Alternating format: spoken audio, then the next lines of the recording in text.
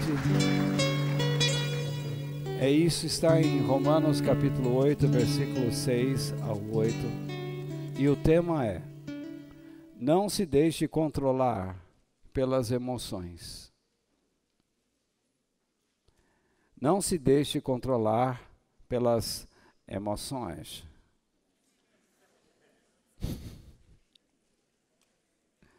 Emoções. Jesus.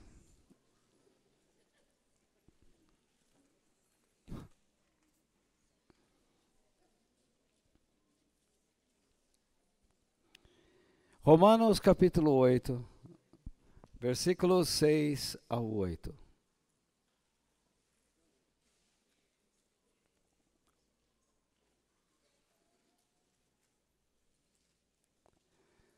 Vamos ler todos em voz alta.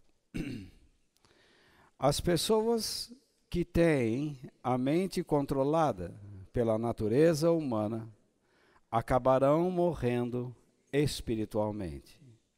Mas as que têm a mente controlada pelo Espírito de Deus terão a vida eterna e a paz. Por isso, as pessoas que têm a mente controlada pela natureza humana se tornam inimigas de Deus, pois não obedecem à lei de Deus e, de fato, não podem obedecer a ela. As pessoas que vivem de acordo com a sua natureza humana não podem agradar a Deus. Esse é um texto forte. E quando nós lemos, nós descobrimos que há 3 verdades que nós devemos crer nesse texto. Quais são elas? A primeira é: as pessoas que têm a mente controlada pela natureza humana acabarão morrendo espiritualmente. Então, que eu tome cuidado para não viver sob o controle da minha natureza humana. A segunda verdade: as pessoas que têm a mente controlada pelo Espírito de Deus terão 2 coisas: a vida eterna e a paz. Então, as pessoas que têm a mente controlada pelo Espírito de Deus têm a vida eterna e a paz. Então, qual deve ser a minha atitude? Que eu aprenda a ser controlado pelo Espírito de Deus.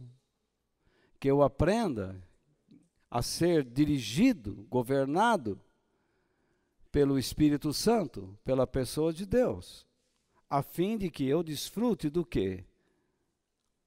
Da vida eterna e da paz. Não é? Já anotaram? Muito bem. Em terceiro lugar, as pessoas que vivem de acordo com a sua natureza humana não podem agradar a Deus. Vocês conseguem ler bem? Tá. As pessoas que vivem de acordo com a sua natureza humana não podem agradar a Deus. Qual deve ser a atitude que eu devo tomar?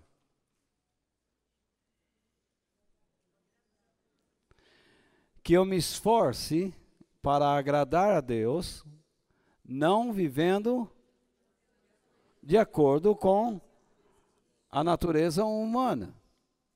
Correto? Muito bem, vamos recapitular. As pessoas, vamos ler em voz alta. As pessoas que têm a mente controlada pela natureza humana acabarão morrendo espiritualmente. Segundo, as pessoas, as que têm a mente controlada pelo Espírito de Deus, terão a vida eterna e a paz. Em terceiro, as pessoas que vivem de acordo com a sua natureza humana não podem agradar a Deus. Isso é o que Paulo está dizendo. É o que o apóstolo está dizendo. E eu vou tomar esse texto para daqui a pouco explicar por que nós temos que aprender a controlar nossas emoções. Quem não procura controlar suas emoções acaba se tornando inimigo de Deus. Inimigo de Deus. No entanto, esse texto merece que nós questionemos algumas coisas. E eu quero questionar com vocês algumas coisas. Por exemplo, o que é essa tal natureza humana?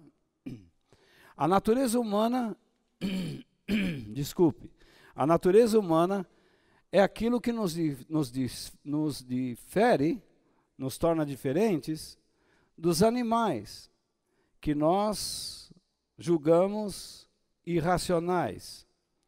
Eles têm raciocínio, eles aprendem.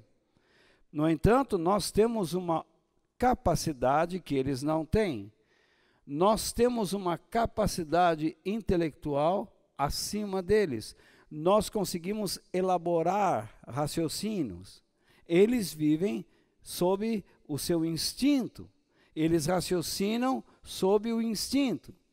Eles querem caçar, eles criam estratégias para caçar, não é assim? Eles aprendem com a mamãe e com o papai, desde pequeno, como caçar.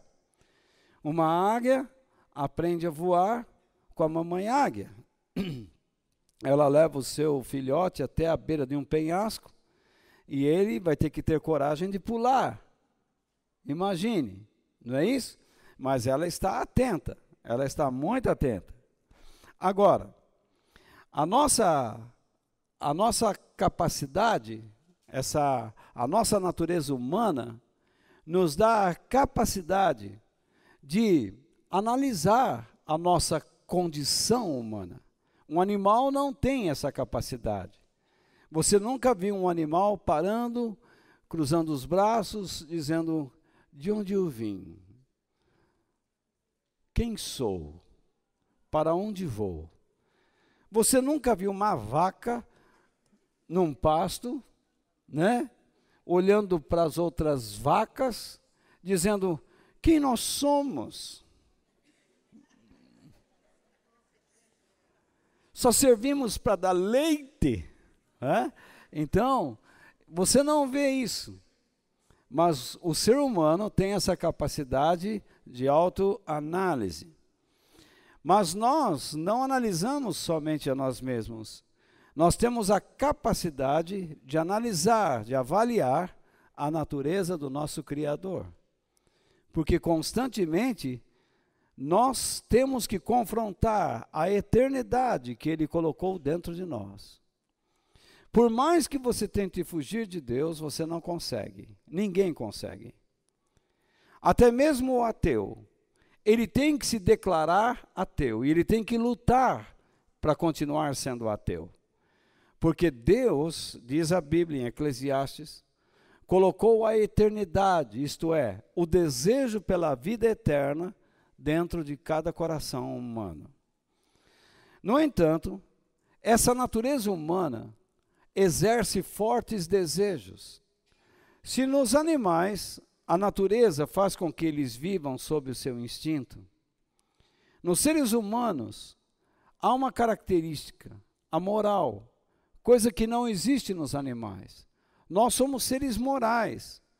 Nós temos a capacidade de avaliar a nós mesmos, de avaliar o Criador, avaliar sua natureza, avaliar sua vontade em relação à sua criação. Porque nós fomos criados para administrar o planeta Terra. E o que nós estamos fazendo? Nós estamos destruindo. Nós não estamos fazendo bem o nosso papel. No entanto, a nossa natureza, ela exerce fortes impressões sobre nossas vidas. E é aí que nós precisamos tomar muito cuidado. Desde que Adão e Eva fracassaram lá no paraíso, lá no jardim do Éden, eles assumiram uma natureza satânica. E essa natureza satânica, como eu tentei explicar domingo passado a vocês, não sei se ainda se lembram, ela se misturou com a natureza humana, formando dentro do ser humano uma natureza chamada pecaminosa. É uma natureza cuja tendência é se afastar de Deus. Ela não quer obedecer a Deus. Então veja só, todos os dias Deus falava com Adão e Eva pessoalmente. Mas um dia eles pararam diante da velha serpente e escutaram a sua voz e cederam às suas paixões, paixões humanas, porque eles queriam tocar naquilo que Deus havia colocado como limitação. E eles tocaram e comeram. Como resultado, pecaram, desobedeceram a Deus, e uma nova natureza foi colocada dentro deles. Uma natureza pecaminosa e que nos acompanha até o dia de hoje. Você olha uma criança, por exemplo, ela é bebê ainda, mas ela já demonstra traços de egoísmo. Quando você tira alguma coisa dela, ela chora, ela faz birra, ela grita, ela não aceita, porque ela detém aquilo, ela segura aquilo é dela. Ela não quer compartilhar, então ela berra. Existe um traço de egoísmo. E aí que está, a natureza humana hoje está impregnada de egoísmo e de orgulho. Então você imagina que nós estamos sofrendo fortes desejos dentro de nós, cuja base é o orgulho e o egoísmo. Então, nós pensamos muito em nossos interesses pessoais e pensamos muito pouco em Deus e no bem do nosso próximo. Você olha as igrejas hoje como estão cheias de pessoas buscando soluções para os seus problemas pessoais. E o Evangelho não ensina a gente a buscar Deus para solucionar nossos problemas. Mas Deus nos ensina a buscá-lo para que nós sejamos perseverantes em nossa salvação e que nós confiemos que Ele suprirá cada uma de nossas necessidades. Se nós estamos ansiosos por alguma razão, nós devemos colocar a nossa ansiedade nas mãos dele. Significa, Senhor, eu não devo continuar agindo desta maneira, porque eu sei que se eu buscar primeiramente o seu reino e a maneira que o Senhor quer que eu viva, as demais coisas serão acrescentadas na minha vida. A maioria dos cristãos tem aprendido através dos anos a viver numa petição de oração aqui, oração ali, oração aqui, oração ali, oração para lá. Você pode pedir para mim, você ora por mim, você ora por mim. Tudo bem que nós oramos uns pelos outros, mas nós nunca estamos orando pela saúde espiritual das pessoas. Nós sempre estamos orando para que a pessoa receba isso, receba aquilo, receba isso e receba aquilo. O Evangelho não ensina assim. O Evangelho ensina que nós devemos confiar em Deus. A nossa vida está nas mãos de Deus. Entrega os teus caminhos ao Senhor, confia nele e o mais Ele fará. Em nome de Jesus.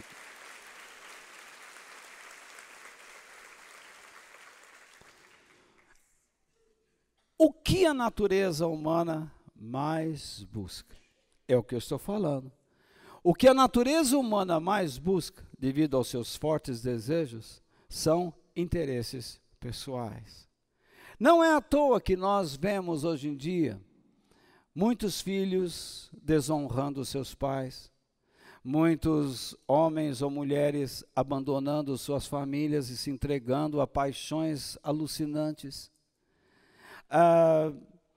devido a desgastes, devido a uma série de questões psicológicas. Mas um erro nunca deve justificar o outro. E nós erramos, e nós falhamos, e não deveríamos, e deveríamos retornar aos braços do Pai. Mas você tem que tomar cuidado, porque essas paixões estão constantemente lutando para conduzir você a um caminho errado. Quando uma pessoa age dessa maneira, ela vai morrer espiritualmente. E então vem a pergunta: o que é morrer espiritualmente? Morrer espiritualmente é se afastar da glória de Deus. A Bíblia diz: todos pecaram e afastados estão da glória de Deus. E eu pergunto a você, você sabe o que é a glória de Deus? Alguns dizem assim: a glória de Deus é a grandeza dele, é o esplendor dele, é o Shekinah. Isso não explica nada. Falar assim não explica nada. Saber que Deus é grande é chover no molhado. Saber que Deus tem brilho é chover no molhado. A glória de Deus é tudo aquilo que Ele é e o que Ele faz pela sua criação e por si mesmo. Deus é tão poderoso que Ele é capaz de transformar situações. Ele abre o mar vermelho, para que o seu povo passe por terra seca. Deus é capaz de sustentar uma nação em pleno deserto, seco e árido, por 40 anos. Ele faz chover pão do céu, ele fez com que as codorninhas viessem para alimentar o seu povo. Ele abriu fontes no deserto. Ele deu sombra e deu calor para aquelas pessoas. Nós mesmos temos experiências com Deus, porque Ele nos tem sustentado até hoje. Deus nos tem dado coisas maravilhosas. Aqueles que realmente reconhecem a mão de Deus em sua vida, sabem o que é a glória de Deus, sabem o que é experimentar a glória de Deus. Sabem experimentar.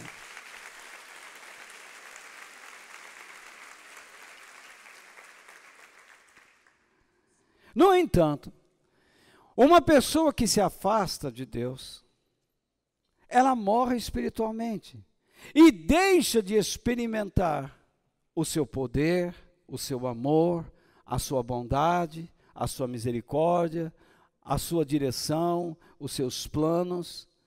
A pessoa fica à deriva, mesmo estando dentro da igreja. Este é o trágico lado de uma vida afastada de Deus. Ele pode estar dentro de uma igreja, mas não desfruta dessas coisas maravilhosas que só Deus pode dar. Dentro dessa pessoa só existe confusão, insegurança, medo.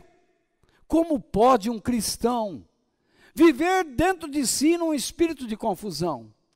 O próprio Deus diz que Ele não é Deus de confusão, mas Ele é um Deus de paz. Então, dentro de nós não deveria existir insegurança. Se nós realmente cremos em Deus, nós não estamos livres do medo, nós não estamos livres desses sentimentos. Mas por quê? Você muda a sua conduta pelo simples fato de amedrontar-se em relação ao futuro. Se você sabe que serve ao Deus da glória, ao Deus que é capaz de fazer aquilo que você sequer imagina. Irmãos, constantemente o Espírito de Deus está nos chamando a atenção para confiarmos nele de todo o nosso coração. Muitas pessoas que estão dentro da igreja, lendo Bíblias, participando de reuniões, e mesmo assim estão numa condição de afastamento de Deus. Elas demonstram coragem ao realizarem funções. Elas deixam suas casas, deixam o conforto de suas casas e às vezes cuidam de crianças, cantam, tocam, pregam, vêm à reunião, vão ensinar adolescentes, vão cuidar dos equipamentos, mas eles não estão focados em Deus. Deus não está mais agindo em suas vidas. Tudo que está acontecendo com eles é que seus próprios planos estão prevalecendo. O que prevalece em suas vidas é o orgulho e o egoísmo. Eles fingem ouvir Deus, mas não ouvem, não ouvem. Eles fingem, porque não são humildes de fato. Eles têm aparência de piedade, têm aparência de espiritualidade, mas eles negam o poder de Deus. É muito comum nós ouvirmos nas ruas pessoas dizendo: mas você está dizendo que eu não acredito em Deus? Não, não estou dizendo isso. E eles dizem: qualquer caminho leva a Deus. Pronto, aí está a resposta do orgulhoso. Porque não é qualquer caminho que leva a Deus. Porque só existe um caminho. O próprio Jesus disse: eu sou o caminho, a verdade e a vida. Ninguém vem ao Pai a não ser por mim. Não existe outro intermediário. Infelizmente, pessoas assim, pessoas que se afastam de Deus, mesmo estando no grupo daqueles que creem em Deus, pessoas que já não vibram mais como vibravam antes, mas só estão buscando os seus interesses pessoais, estão morrendo espiritualmente e não dão conta disso. Não percebem. Por quê? Vou tentar explicar novamente a vocês. Um dia essas pessoas se entregaram a Deus. Eles tomaram uma decisão de viverem para Deus. Tiveram experiências verdadeiras. Eles foram sérios, foram responsáveis. E todos os nossos atos ficam gravados dentro de nós. Nós temos um consciente que revela o nosso momento. E nós temos um subconsciente que passa de vez em quando filmes do que nós somos em nossa mente. Não é isso? Esse subconsciente nos alimenta constantemente. Traz a nós a ideia e muitas vezes acaba mentindo acerca de quem realmente somos. Muitas vezes, pessoas estão afastadas e errando, estão afastadas de Deus e errando, seguindo um caminho que Deus não aprova. Mas o seu subconsciente passa um filminho dizendo que eu sou cristão. Deus me ama, Deus me entende, porque a minha experiência foi verdadeira. Tudo bem, ela foi verdadeira, mas não está sendo agora. A pessoa, ela está fazendo o quê? O que a palavra de Deus diz para não fazermos. Que nós não deveríamos cauterizar a nossa consciência.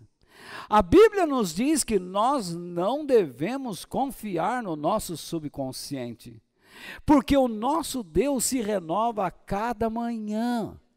A nossa experiência com Deus não é uma experiência do passado, mas é uma experiência sempre presente, porque o amor de Deus é novo a cada manhã. A própria palavra de Deus diz que a nossa experiência nos leva a cantarmos a Deus um cântico novo. O que expressa um cântico novo? Expressa uma experiência nova com Deus. Algo que você experimentou de Deus hoje, agora. Por exemplo, se Deus está falando com você algo novo agora, ou relembrando você de algo importante, você pode anotar isso num papel e chegar em casa e dizer: o Senhor me ensinou a não confiar no meu subconsciente, mas a confiar no seu Espírito e em sua palavra. Isso é um cântico novo. Você não precisa ser um poeta para escrever uma canção. Basta cantar, basta dizer, basta expressar a Deus com o seu coração. Basta dizer o quanto você o ama, o quanto você o quer. E Ele está sempre pronto para te ouvir. Você não imagina o quanto Ele poderá se derramar sobre a sua vida. Meu irmão, o que é a vida eterna? Se nós estamos falando que Deus nos dá a vida eterna, o que é essa vida eterna? A vida eterna tem algumas características. Por exemplo, ela é generosa. Uma pessoa que se converte realmente a Cristo, ela deixa de ser mesquinha, porque ela aprende que dar é melhor do que receber. Quando eu encontro cristãos que continuam mesquinhos, seja na área financeira, seja na área do tempo, seja na área dos seus talentos, porque a mesquinhez está em todo lado. Então o que acontece? Essa pessoa realmente está atrasada. Em vez de ela andar para frente, ela está dando passos para trás.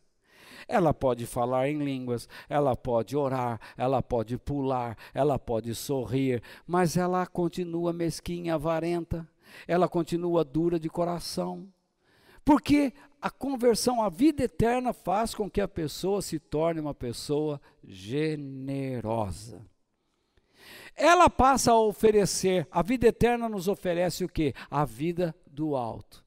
Se Deus nos dá a vida do alto, que é uma segunda característica da vida eterna, essa pessoa tem prazer em buscar a vida do alto. Mas o que eu vejo nas igrejas? Só gente buscando a vida de baixo. É corrente, é campanha, é não sei o quê. As pessoas compram o tijolo, compram o lenço, compram o amendoim, compram o óleo, compram o sabonete. Eu já vi até pessoas, olha, importantes, hein, vendendo o perfume da glória. Você passa e o cheiro da glória está lá e vai afastar o diabo. O diabo, quando chega perto de você, sentiu o cheiro. Você vê como eles são mentirosos, são verdadeiros canalhas, a bem da verdade. Porque o próprio Deus permite que Satanás entre na eternidade, na sua presença.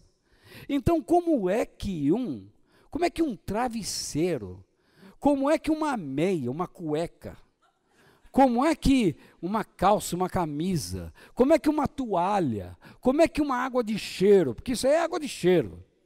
Antigamente, na época do Celino, vendia na feira um vidrinho, um cilindrinho, pequenininho assim, o tamanho do dedão, aqui, um pouquinho, um indicador aqui, que as mulheres compravam e tinha uma tampinha de borracha. Se enfiava assim e a tampinha assim, aí a mulher jogava assim, e aquilo durante uns 10 minutos cheirava, mas depois virava uma fedentina, porque aquele perfuminho virava uma casca,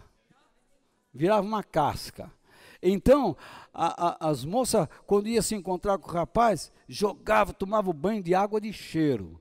Aí, nossa, que cheiro gostoso, mas depois virava essência de gambá aquilo. Verdade. A coisa ficava ruim, viu? Ficava ruim, que era aguinha de cheiro aqui, e ó, não dava não, viu? Então, do que eu estou falando? Não adianta nada você comprar perfume, o perfume da glória de Deus, não adianta nada você andar no tapete de Jesus, se o próprio Deus deu a Satanás o direito de agir. Eles estão mentindo e você fica caindo nessas mentiras. E esse bocó aqui, que fica lutando contra essas doutrinas erradas, você diz que eu estou perseguindo as igrejas. Eu não estou perseguindo igreja nenhuma. Eu estou perseguindo a mentira em prol da verdade. Eu sou um defensor do evangelho. Fim de papo.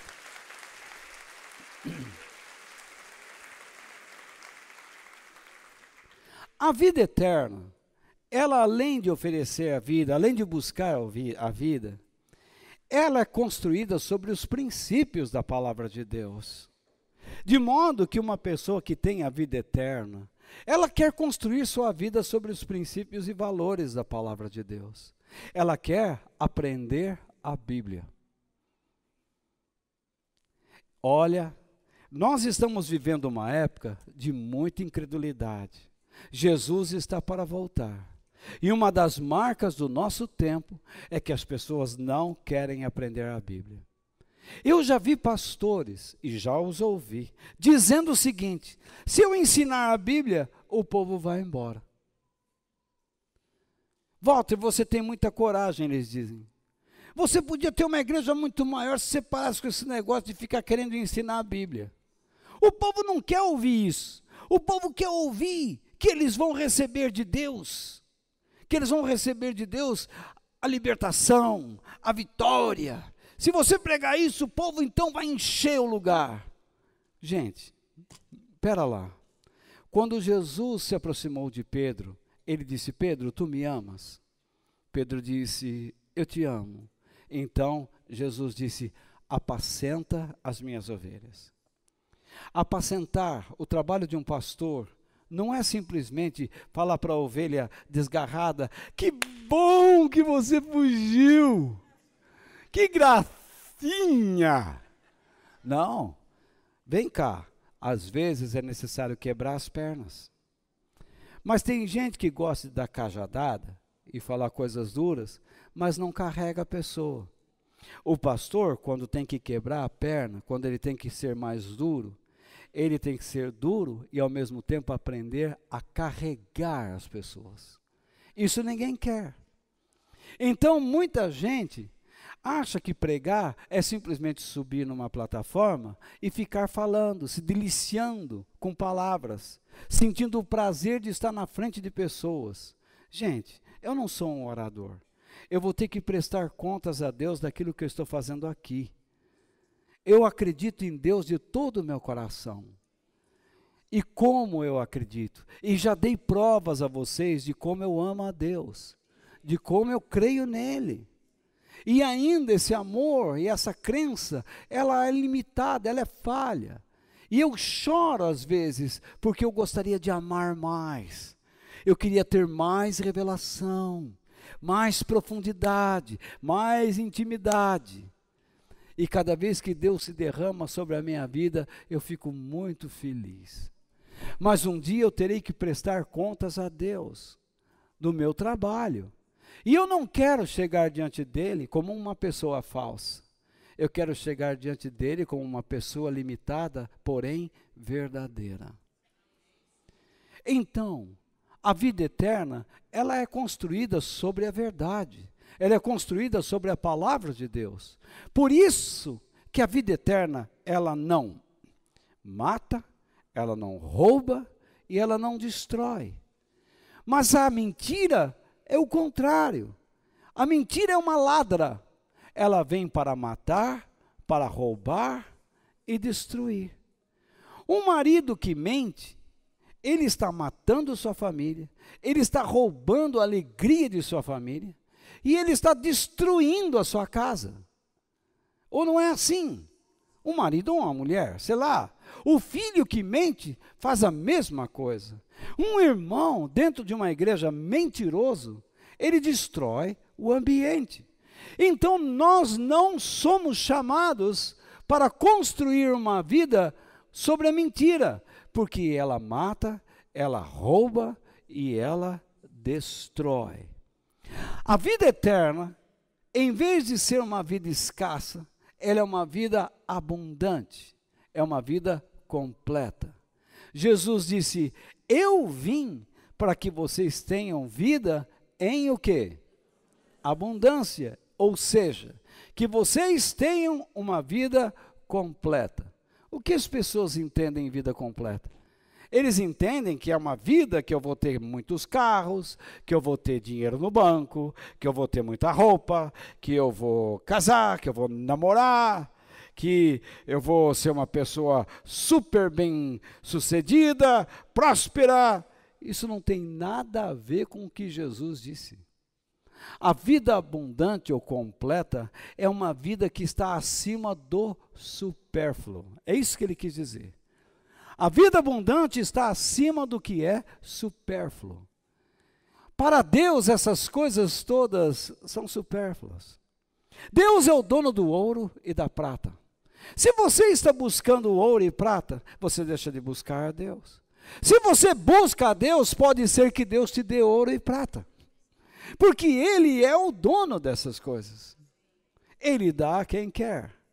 O mundo vive atrás dessas coisas. E eles se matam, eles mentem, eles competem.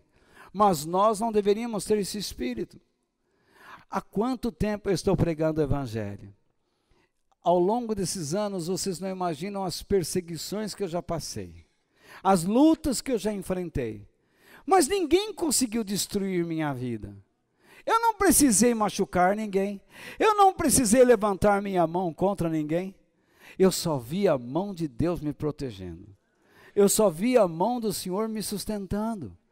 Se Ele faz isso comigo, como Ele não faria isso com você? Como Ele não faria isso com você? Deus levantou pessoas para me ajudar. Deus falou comigo em sonhos. Deus falou comigo de modo audível. Deus levantou pessoas que nem cristãs eram para estender a mão para mim. Deus faz, como um pastor disse certa vez ao ser questionado, o que Deus está fazendo na sua cidade? Ele ficou sempre, Deus está fazendo miséria. Nós entendemos o que ele quis dizer. Deus está fazendo além do que eu esperava. Deus é capaz de fazer além do que você espera. Mas o nosso erro é não confiarmos na sua generosidade, porque nós estamos perdendo a experiência com a vida eterna. Vocês estão comigo? Eu só estou tentando explicar algumas coisas que diz o texto aí. Para aqueles que gostam, amém. Então, quando a vida eterna está agindo dentro de nós, o que acontece? Nós temos prazer de fazermos a vontade de Deus. Não importa a situação. Não é o que eu quero, é o que Deus quer. E então, nós temos paz. E essa é a última coisa. O que é a paz? Muita gente vai à igreja e diz assim, pastor, ore porque eu quero a paz de Deus. Você sabe o que você está pedindo? Algumas pessoas não sabem o que estão falando. Eu preciso de paz. Me responda uma coisa. Você que é pai e mãe, você arrumou um bebê. Você se lembra do seu bebê? Quantos pais se lembram do seu bebê aqui? Levante a mão. Não foi um dia maravilhoso? No hospital? Todo mundo lá. E aí chega a sogra e fala assim, é a cara da vovó.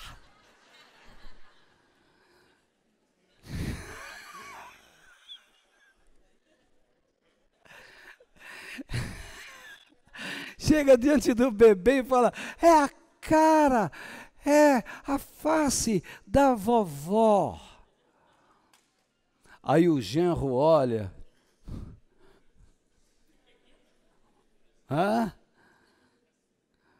Quer esganar a vovó. Mas tudo bem. Você levou o bebê para casa. Que alegria. No carro. A mamãe aqui. E o papai. Olha o papai guiando. Olha o papai guiando. Um moleque lá. Nem abre os olhos ainda. Olha a curva que o papai vai fazer. Com um dedo só. E se mostra. É, né? Não é engraçado? Tem alguns pais que são assim. Eu lembro que eu fui num apartamento do Celino. Você sabia? Eu ia. Era a Ana Júlia, não era? É. Aí ele fala assim: Walter, eu estou organizando o apartamento aqui. Puxa, ore para mim para que Deus me dê sabedoria, porque aqui vai ter um lugar que eu vou dar banho nela. Então, ele fazia assim: Ana Júlia, hã? Isso, é. Ele fala assim: aqui, Ana Júlia, aqui é o papai. E eu do lado. E aqui é o papai, Ana Júlia. Eu vou dar banho em você, Ana Júlia. Com essa. Ana Júlia. E chorava. Eu comecei, sinceramente, eu comecei a ficar com medo. Eu fiquei apavorado com esse homem aí. Eu falei, esse cara tá louco, esse cara vai... Sei lá o que eu pensei, né? Hã? Falei, esse camarada aí é perigoso. Ele é perigoso, né? Então, imagine um velho... Ah, vá te catar, rapaz. Então, aí... Alguns filhos dão menos trabalho, outros dão mais. Mas você não tem sossego, tem? Fala a verdade. Eu duvido um pai que tem sossego com o filho. Aí você fala para o filho, onde é que você está? Mas não confia em mim, não confia em mim. Parece que a resposta que ele quer ouvir, sim, filho, confio. Mas no fundo, a mãe deveria dizer, não, não confio. Porque essa é a verdade. Não é verdade? Não tem como confiar numa pessoa que ainda não tem juízo. Que lhe falta a visão maior da vida. Ele não consegue enxergar certas coisas. Os pais estão lá para tutoriar, realmente, porque já passaram por experiências. Eu sei que o mundo muda, mas a experiência humana não muda em nada. Tanto que Salomão disse, aquilo que aconteceu, vai acontecer de novo. E aquilo que vai acontecer, já aconteceu. Nada muda. O Chacrinha tinha uma frase muito engraçada. Que ele falava, lembra que ele falava? Nesse mundo, nada se cria, tudo se copia. E é verdade, porque não tem nada de novo. A única coisa nova que existe é tecnologia. Em 100 anos, cento e poucos anos, imagine o salto tecnológico que nós demos. Mas são tão poucas as pessoas que desfrutam desses saltos tecnológicos que nós ficamos bobos. A maioria continua tropeçando nos seus pés, nos seus buracos, nos mesmos buracos que elas tinham que se desviar. Tudo está mais ou menos igual. Então, imagine, você não tem muito sossego. Você sai para trabalhar, você está lutando no seu dia a dia. Se você vende, tem dias que você sai e diz, meu Deus, eu preciso vender hoje sem falta. Ou não é? E você não perde a tranquilidade? Claro que perde, duvido que não perde. Você está lá trabalhando, o patrão passa, olha assim. Basta ele pressionar os lábios. Você fala, será que ele vai me mandar embora? Ou não é? Você tem uma amizade. Aqui mesmo dentro da igreja. Você sempre, oi, como é que vai? Tudo bem? Tudo bom? Oh. Mas chega um dia que uma dessas pessoas está cheia, está com muitos pensamentos, e ela passa e não te viu. Aí você já começa. O que aconteceu?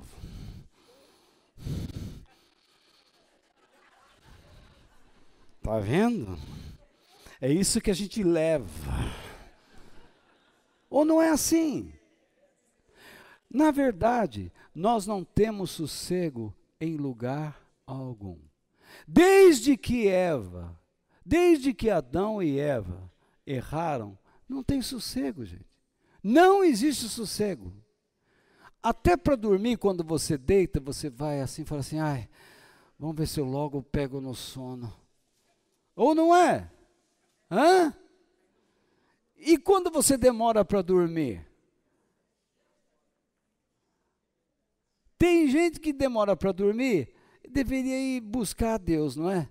Mas fica de um lado para o outro, e vira para cá, e vira para lá, e vira para cá, e chuta a coberta, e sobe o pijama, e desce o pijama, e muda o travesseiro, e aquela cama vira um transtorno. Então as pessoas não têm sossego. A vida eterna, meu irmão, ela é uma vida completa, não por dar sossego às pessoas. E esta paz não é um sossego de mente e nem de alma. Essa paz significa que você está vivendo debaixo dos termos de Deus. Antigamente existia uma guerra entre você e Deus. Você não aceitava o que Deus dizia e Deus não aceitava o seu estilo de vida. Como pode não estar aceitando agora. Você pode estar impondo um estilo de vida e Deus está dizendo, não gosto, não aprovo. E você está em guerra. Mas quando você se rende, então você se coloca debaixo dos termos de Deus. E os termos de Deus são o quê? São os princípios que regem o seu reino, como nós já vimos lá em Mateus 5, nas bem-aventuranças. Na Segunda Guerra Mundial, o Japão atacou os Estados Unidos, e os Estados Unidos atacou o Japão. Quando 2 bombas caíram sobre o Japão, Nagasaki e Hiroshima, o que o rei do Japão fez? Se rendeu. Ele se colocou debaixo dos termos de paz. Ele foi até um navio e assinou os termos de paz. O Japão se rende. Nós não vamos mais atacar e vamos ser países amigos. Pronto. É isso que tem que acontecer.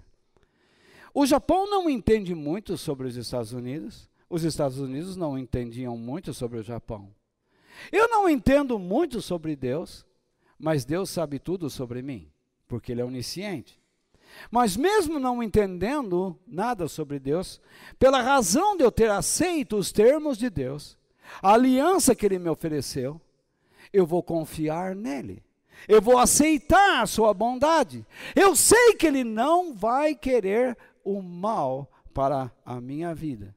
E então eu vou experimentar a sua bondade. Eu vou me tornar amigo de Deus, porque eu confio nele. Uma vez que eu expliquei para vocês o que é a natureza humana, que nos difere dos animais, que faz com que nós avaliemos a nossa condição. Uma vez que eu expliquei que a natureza humana só busca os seus interesses, e nós sabemos que estamos buscando somente os nossos interesses, e não estamos buscando a Deus como deveríamos buscar.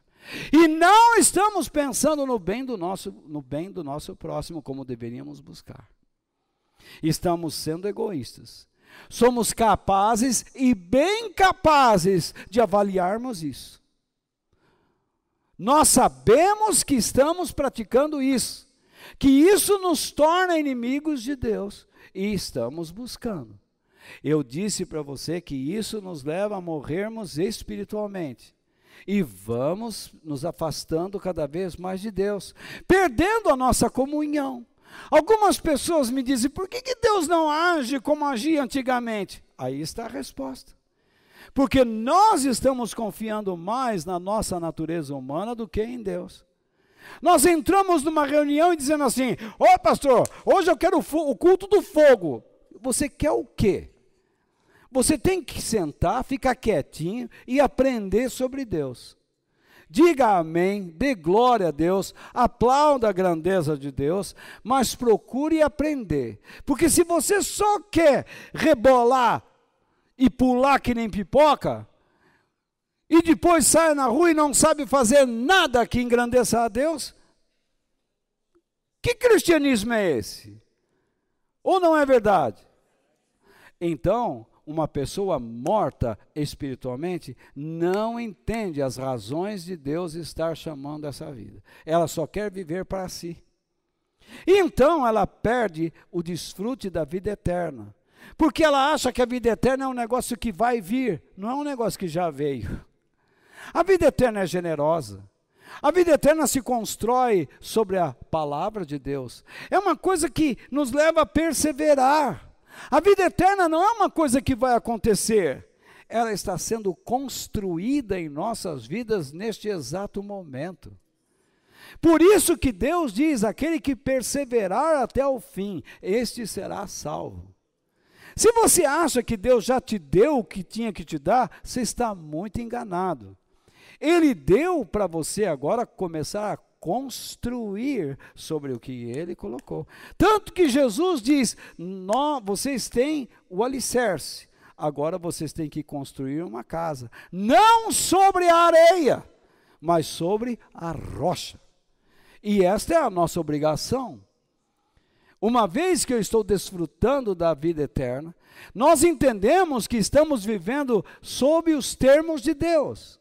E se nós não vivermos sob os termos de Deus, sobre o que Ele diz acerca de como devemos viver, nós nos tornamos seus inimigos. É isso. Então, vamos seguir. Em primeiro lugar, diante de tudo que nós já aprendemos, aprendamos a controlar o quê? Nossas emoções. Porque elas nem sempre nos levam a um bom caminho. Veja bem, a natureza humana exerce fortes desejos sobre a sua vida. Ou não é assim? Como é que você se tornou uma pessoa dependente de drogas ou de álcool? Não foi por um desejo? Alguém forçou você? Por acaso alguém jogou droga lá dentro da sua barriga? Não, você quis. Ou não é assim? Não é isso mesmo? Mas um dia Deus mostrou que isso tirava você do bom sentido. Ou não é verdade? Então você parou com isso. E você foi deixando de lado essas coisas que tiram o bom senso, a boa moral. Ou não é? Você tem filhos, você tem família, então você quer dar um bom exemplo. Não é isso? Agora, tome cuidado com os desejos. Tome cuidado com os pensamentos. Por quê? Porque os pensamentos geram sentimentos. Se você não aprender a controlar sua mente, você vai ter sentimentos errados. Dá para entender? Não é isso? Então, que nós aprendamos a controlar nossas emoções, porque elas nem sempre nos levam a um bom caminho. Há muitas pessoas que estão seguindo por um beco sem saída. Elas não vão encontrar saída. Por quê? Porque estão confiando em demasia nos seus instintos, em suas intuições. Elas acreditam em conceitos que criaram. E esses conceitos invadem suas mentes e geram uma emoção. Por exemplo, eu digo, tome cuidado com o cristianismo, a maneira como você crê. Então ela tem um conceito, e esse conceito vem à sua mente. E esse conceito gera um sentimento de raiva contra aquela declaração que eu estou dizendo, que eu estou proferindo. E gera ao mesmo tempo um sentimento de autoproteção. Ela diz assim, não, mas como que eu não sou? O problema todo não é você confiar nas suas emoções. O problema todo é o quanto você sabe do que Deus diz. Se você não entende o que Deus diz sobre a sua vida, então você não conseguirá avaliar-se diante de Deus. Você tem condições de avaliar sua vida diante das pessoas, diante da sociedade, como eu disse. Você sabe escolher o que é certo e o que é errado. Você sabe dizer quando você está errado. E quando você está na igreja, ainda que você receba o mínimo de instrução, você já sabe analisar quando está afastado ou não de Deus. O que a Bíblia diz para nós no livro de Provérbios? Eu coloquei aqui porque eu tinha bastante material e vou colocar tudo no slide. Em Provérbios capítulo 4, versículo 12, diz: há caminhos que parecem certos, mas podem acabar levando para a morte. Percebe? Então, nem tudo que você sente é certo ou verdadeiro. Nem sempre as suas emoções o levarão ao caminho certo. Porque os pensamentos geram caminhos. Os pensamentos geram uma filosofia de vida. E você pode estar seguindo um caminho muito errado. Em segundo lugar, aprenda a controlar suas emoções, para não ser controlado pelo seu temperamento. Há muitas pessoas assim: eu sou assim. Você casou comigo e sabia que eu era assim. Ué, espera um pouquinho. Vamos com calma. Vamos com calma. Espera aí. Jesus chamou você, quando você era assim, para ser outra pessoa. Mas você continua assim. Deu para entender isso, né? Se você continua assim, é porque você não mudou em nada. E aí? Então alguma coisa está errada. Quando nós não controlamos nossas emoções, fique claro, elas nos controlarão. E além do mais, seremos dominados pelos nossos humores. O que eu quero dizer com isso? Há dias que você levanta e você está sorridente. E há dias que você levanta e sua cara parece um tridente. Você quer garfar todo mundo. Você levanta azedo.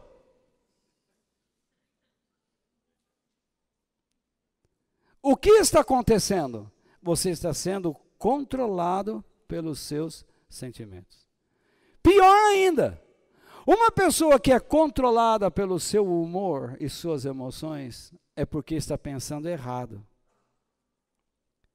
E esta pessoa será manipulada por outras pessoas também. Porque não duvide do que eu vou lhe dizer. Neste mundo tem sempre alguém acima de nós, tanto no bem como no mal.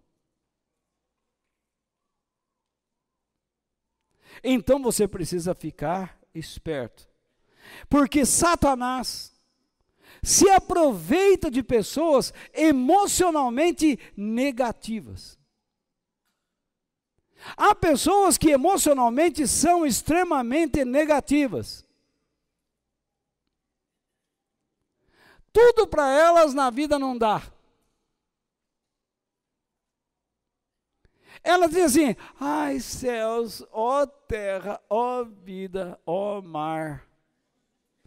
Os mais velhos lembram de um desenho animado na televisão do Lip e o Hardy.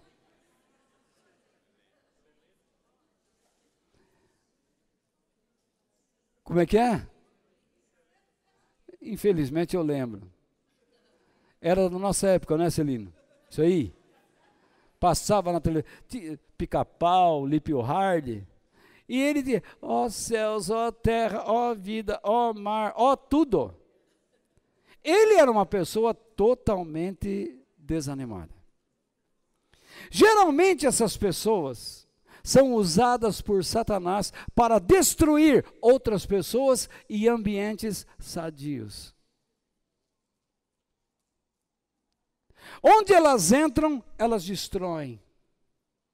Elas entram sorridentes, cheias de respostas, cheias de dinamismo, mas o que age por trás delas é uma influência satânica, terrível, porque não são obedientes.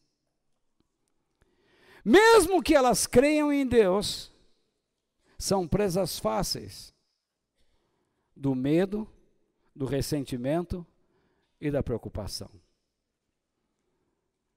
Você olha uma pessoa prisioneira do medo, você pode ter certeza.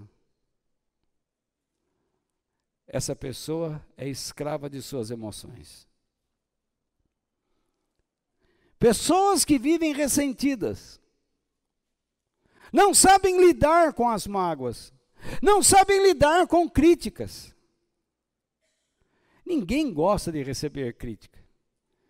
E eu duvido que por algum tempo todos nós ficamos meio agitados quando somos criticados, mas precisamos refletir. Somos seres racionais. E Deus nos deu a natureza humana para essa finalidade, para refletirmos. No entanto, nós erramos. Ficamos ressentidos. O apóstolo Pedro diz uma coisa importante, em 1 Pedro 5,8. Ele diz, estejam alertas e fiquem vigiando, porque o inimigo de vocês, o diabo, anda por aí como um leão que ruge, procurando alguém para devorar. Ele diz, estejam alertas e fiquem vigiando. Isto é, você tem que ter uma posição firme e observar. Observar a si mesmo e observar ao redor. Saber o que está acontecendo. Porque o diabo vem até por meio de um mensageiro iluminado. Chega uma pessoa na sua vida com a palavra de Deus,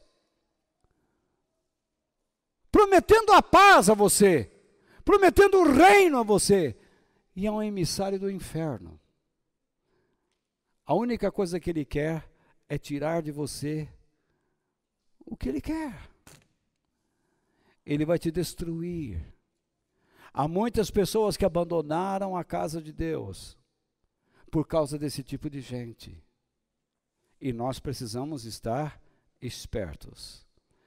Em terceiro lugar, aprenda a controlar suas emoções, a fim de agradar a Deus. O nosso texto básico fala sobre isso. Não vou ler de novo, mas só quero dizer, como Deus poderia governar sua vida se você não permite, se você é governado por suas emoções, se você toma decisões porque você diz que sentiu. Me responde uma coisa. Em que texto está no Novo Testamento que Jesus perguntou aos discípulos? Vocês sentiram de fazer isso? Vocês estão sentindo o Evangelho? Em nenhum lugar. Ele sempre diz, vocês estão entendendo? Vocês estão aprendendo? Olha o que ele disse. Venham a mim, todos vocês que estão cansados e oprimidos, e eu os aliviarei. Não é isso?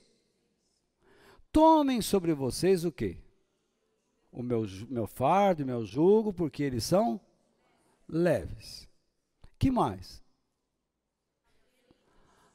Sintam ou o quê? Aprendam. Aprendam.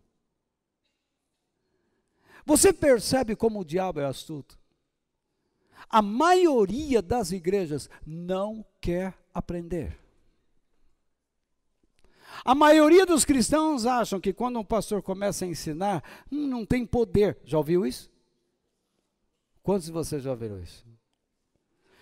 Uma vez entrou uma senhora aqui, eu vi pela cara delas, porque eu conheço, eu tenho 40 anos, eu sou pentecostal de nascença, no Evangelho.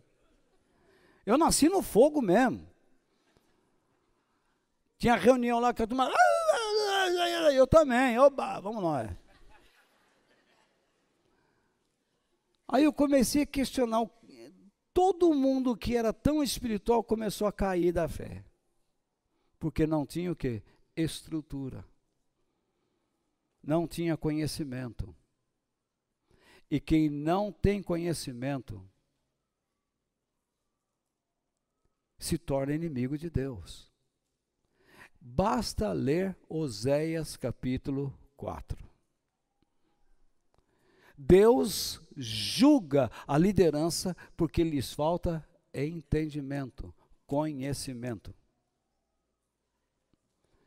Quem não conhece, quem não procura aprender, sequer experimentará a intimidade de Deus.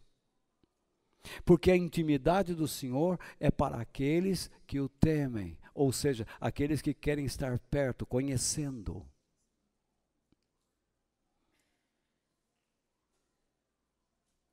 Se você quer experimentar Deus de forma maravilhosa na sua vida, se disponha a aprender. É por isso que nesta igreja eu sempre me esforço a dizer às pessoas, anotem. As minhas notas ainda nem foram corrigidas e eu já estou passando para os celulares, para os grupos, para que compartilhem. Não importa se encontrem erros, não importa. O que eu quero é que vocês tenham um material diante dos olhos. Porque vocês têm que aprender.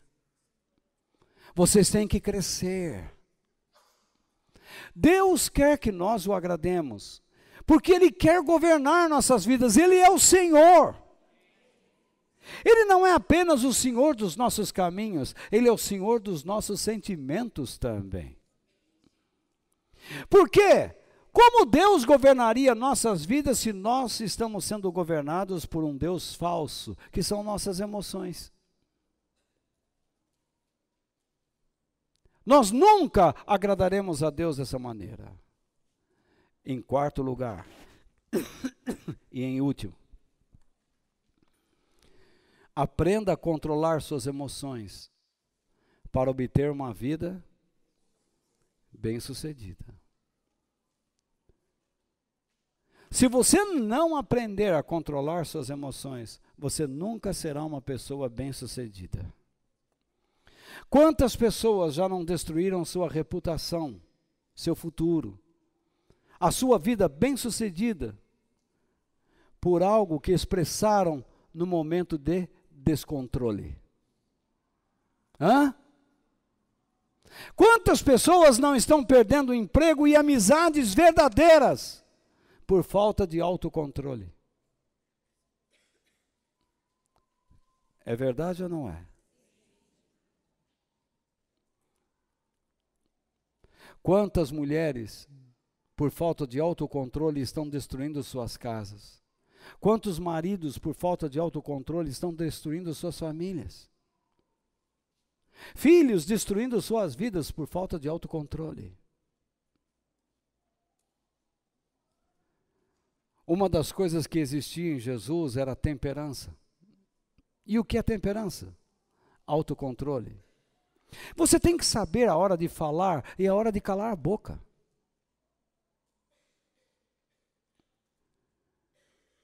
Nós tínhamos uma reunião onde todos tinham que falar, mas tinha uma pessoa que não parava de falar. E nós estávamos começando a conversar, escuta, quem é que vai conversar com essa pessoa?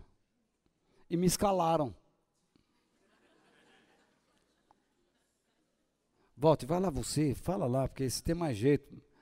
Eu jeito?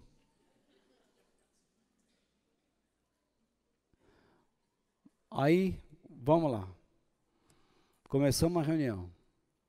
E a pessoa... Tá. Aí, 45 minutos do segundo tempo, a pessoa continua. Não ficaria bem eu chamar atenção na frente dos outros.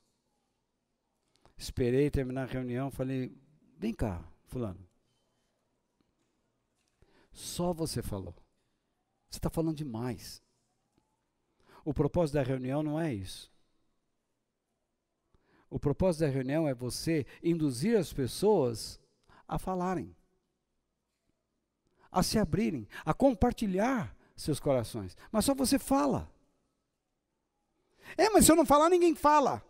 Não, o problema é que ninguém fala porque você fala.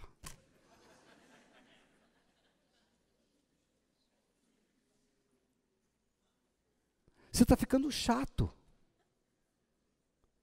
inconveniente.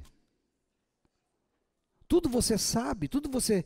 Deixa as pessoas errarem, deixa elas exporem as ideias. Elas têm que aprender. Mas só você fala, parece uma matraca. À medida que eu fui falando, eu fui me agigantando, sabe?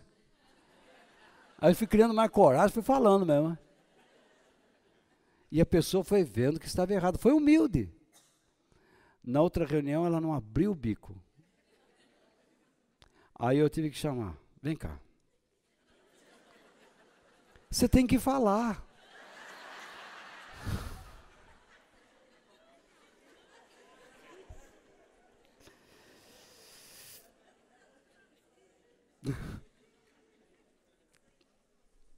Sabe por que eu estou dizendo tudo isso? Toda pessoa tem um QI, um quociente intelectual, uma capacidade de raciocinar. Mas eu pergunto para você, o que é mais importante? É o intelecto ou a emoção? Não é o intelecto. A sua emoção, quando mal controlada, destrói o seu intelecto, destrói o seu raciocínio. Vamos supor que eu chegasse aqui e falasse assim, aqui seus bandidos! Eu vou falar agora na cara mesmo. Vocês pensam que vocês ficam pensando aí, mas vocês não sabem nada. Você vai olhar para mim e vai falar assim, quem esse palhaço pensa que é? Ou não é?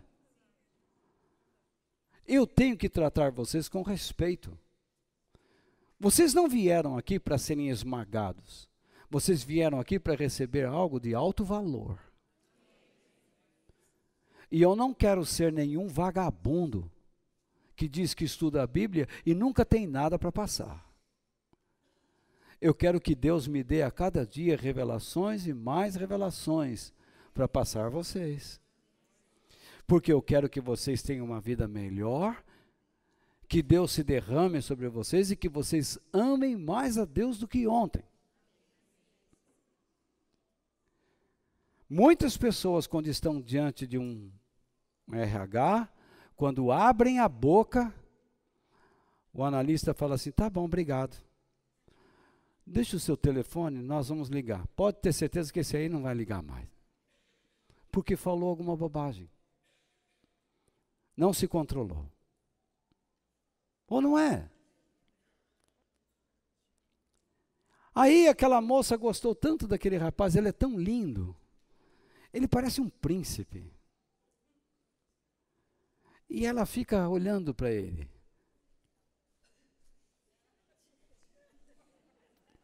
Sabe aquele olharzinho de lambari? Sabe o que é lambari? É, assim. Aí a moça olha e ela, de repente, dá aquela cruzadinha assim, né? Aquela faísquinha. Pá! Aí, no fim, alguém chega, você precisa conversar com a moça. Aí ele vai. Tão bonito, bem vestido. Mas quando ele abre a boca... Pronto. Não estou falando de mau hálito, não. Estou falando da ignorância que astravanca o progresso mesmo. Eu estou falando do jeito... O cara é um desequilibrado. Um pai, por exemplo. vai conversar com o filho. Se ele é um desequilibrado, o que ele faz? Ele provoca o filho a ficar irado contra ele. Ele destrói a educação. Há certos pais que não sabem se aproximar dos filhos sem dar um tapa. Ou não é verdade o que eu estou dizendo? Há certos patrões que não sabem se aproximar de seus comandados sem aquela imponência. São mal educados. E eles acham que todo mundo tem que amá-los por serem... Eu sou assim! Todo mundo está desejando a tua queda. Ou não é verdade? Por que você vai insistir num caminho desses? Se Deus está mostrando que existe um outro caminho melhor. Há certos maridos que quando chegam para as esposas, as chamam de vagabunda, prostitutas. Mulheres que estão dando duro, trabalham fora, chegam em casa, tem que cozinhar, tem que passar, tem que fazer tudo, e o cara ainda vai chamar de vagabunda. O que esse cara merece, hein?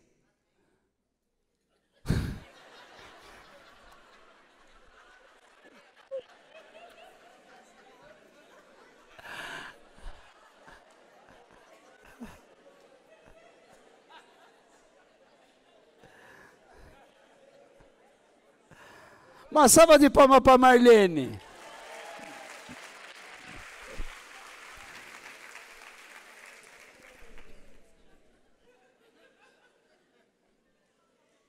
Não, mas vem cá, é quase isso mesmo, não é? Hoje em dia a mulher tem que trabalhar para acumular renda, para poder, está tudo caro. Ainda o cara chega e vai, sua vagabunda. Tem marido que chega e fala, eu sou o chefe, eu que mando. Você não manda nada. Não é assim que as coisas funcionam. Tem mulher mandona também. O outro lado também existem os seus erros. E todos precisam de correções. É muito perigoso. O livro de Provérbios nos diz o seguinte, em Provérbios capítulo 5, versículos 22 e 23. Veja o que diz. As injustiças que um homem mau, essa palavra mau significa rebelde a Deus, que é o mesmo que ímpio. É uma pessoa que não quer saber. Ela pode estar no meio do povo de Deus, mas ela é rebelde.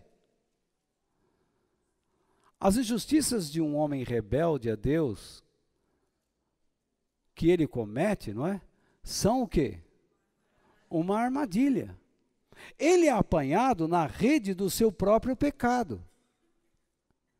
Morre porque não se controla. A sua grande loucura o levará aonde? À cova. Então não vem com essa, eu vivo debaixo do poder do Espírito de Deus. O Espírito de Deus é delicado. O Espírito de Deus trata a esposa como vaso mais fraco. E nós, às vezes, homens, nos excedemos. Que nossas mulheres nos perdoem. Nós as tratamos como se fosse piores que um cachorro. E não deveríamos agir dessa maneira. E as mulheres deveriam estar preocupadas com que nós, homens, fôssemos homens espirituais, que servíssemos realmente a Deus. E os homens deveriam estar protegendo a sua casa, servindo de exemplo, trazendo para dentro de casa o mantimento, antes de abrir a boca para falar bobagem.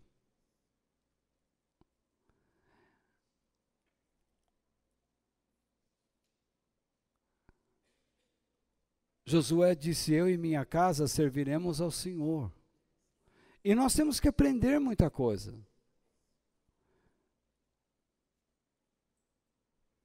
Que nós não sejamos pessoas ímpias, irmãos, mas que nós saibamos nos controlar. Quando nós oferecemos nossas vidas a Cristo, nós oferecemos a Ele as nossas emoções também, porque elas precisam ser tratadas. Então, para com essa história de que você é assim, não é nada disso não. Porque o seu temperamento tem que ser controlado pelo Espírito Santo. Deus não chamou você para ser um mal educado, um bruto.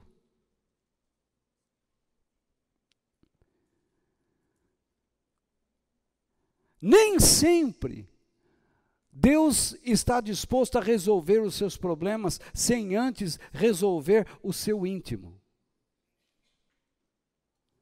Por isso que eu digo que é um engano quando você entra nessas campanhas. Olhe para mim.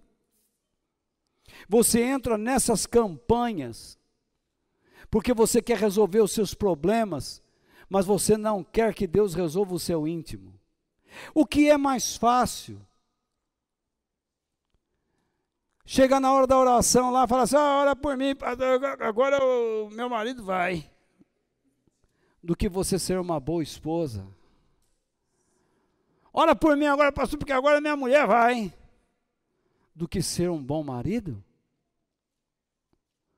um bom filho, um bom pai, aprender os princípios cristãos para ser melhor dentro e fora de casa.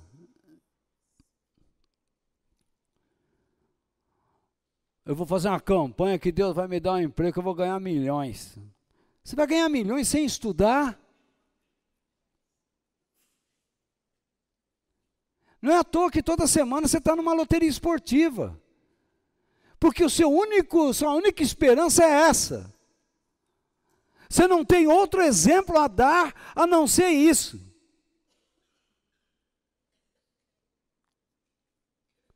Seus filhos não são capazes de vê-lo com um livro na mão.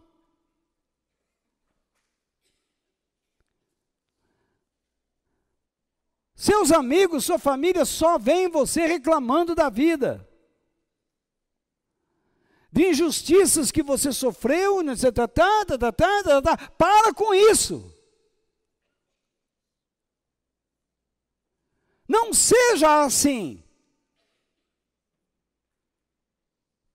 Enfrente a vida. Pare de se remoer.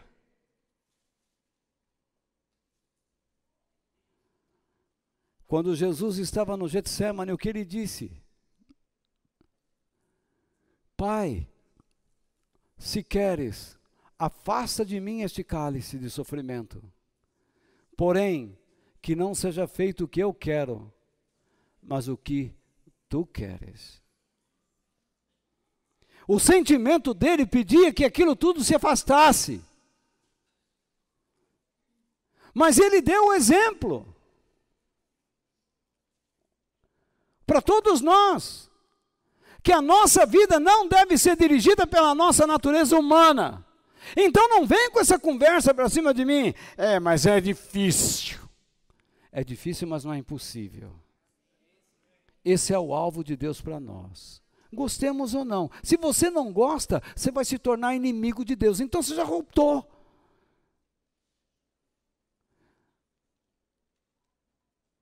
Por isso que algumas pessoas não conseguem ficar aqui dentro.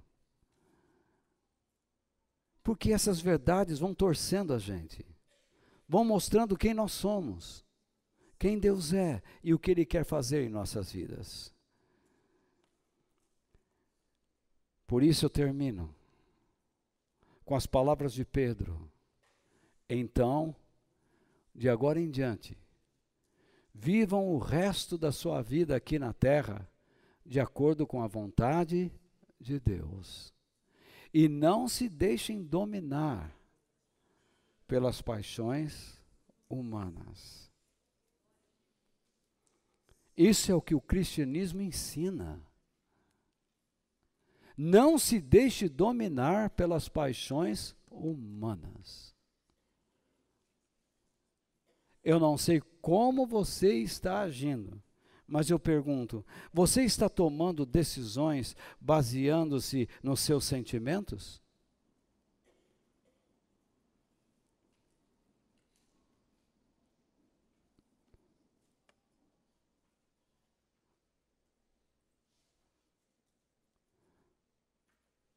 Ah, morreu o meu canarinho, não vou na igreja. Nenhum animal, nenhum ser humano sai desta terra sem a permissão de Deus. Minha mãe foi enterrada à tarde, à noite eu estava aqui pregando. Meu pai foi enterrado à tarde, à noite eu estava aqui pregando. Meu estômago foi retirado num domingo, no outro domingo eu estava aqui pregando. O Jorge me disse que o Senhor te dê prazer, Walter. Eu digo, a minha vocação é o maior prazer que eu tenho em minha vida. Você sabe o que é ser escolhido por Deus para ser um representante dEle? Em empunhar esse livro e dizer, Senhor, eu vou transmitir a Tua palavra. É de tamanha seriedade, mas de muita alegria. Ser escolhido pelo Eterno, pelo Criador dos céus e da terra, para ser uma pessoa a quem Ele quer revelar segredos. Eu sou um privilegiado.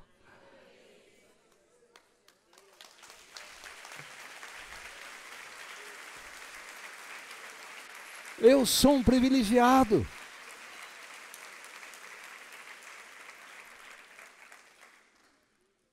Como você sabe se a sua emoção é boa ou ruim?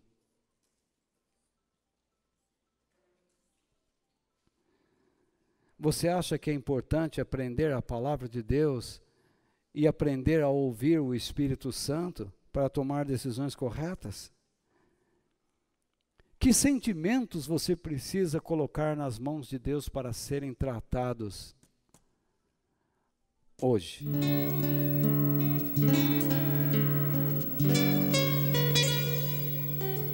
Essas são as palavras que Deus tinha para nós esta noite. Que Deus nos abençoe.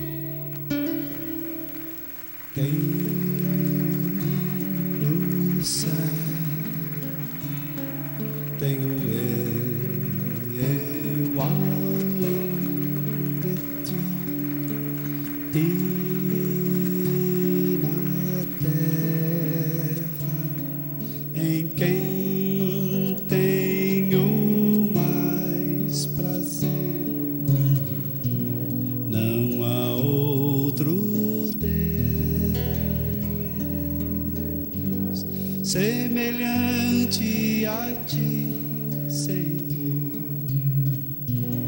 És a minha força